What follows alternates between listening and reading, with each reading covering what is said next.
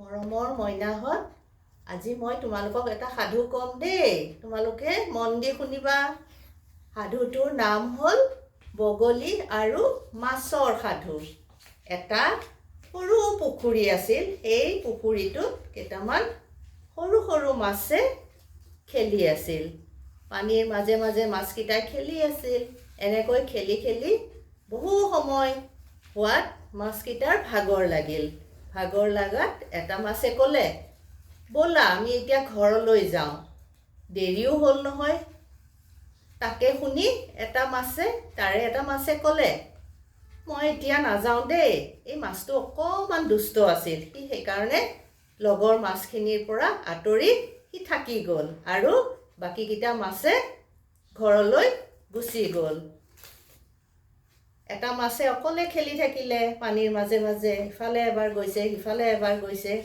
সেই পুখুৰীটোৰ পাৰত এজনী বগলীয়ে মাছটোক খেলি থকা দেখা পালে। বগলীজনীয়ে ক'লে,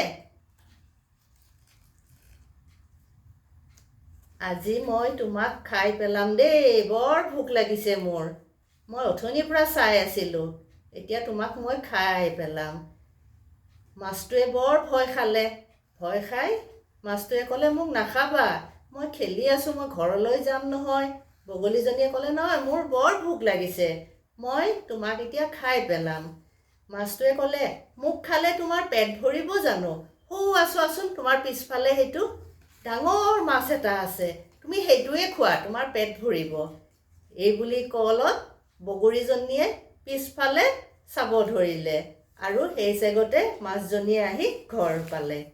বগলীজনীয়ে ইফালে চালে, একো নেদেখিলে, সিফালে চালে, একো নেদেখিলে। নেদেখি বগলীজনীয়ে বেজাৰ মনেৰে গৈ আকৌ পুখুৰীৰ পাৰত বহি থাকিল।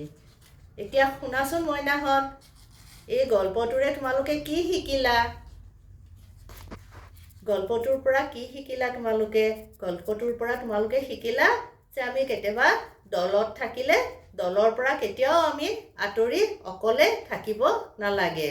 আৰু কেতিয়াবা আমি বিপদত পৰিলে উপস্থিত বুদ্ধিৰ দ্বাৰা সেই বিপদত আমি কেনেকৈ ৰক্ষা পাব পাৰোঁ, ভয় নাখাই আমি তাৰ উপায়টো চিন্তা কৰিব লাগে। আৰু কেতিয়াও আমি দলৰ পৰা আঁতৰি থাকিব নালাগে।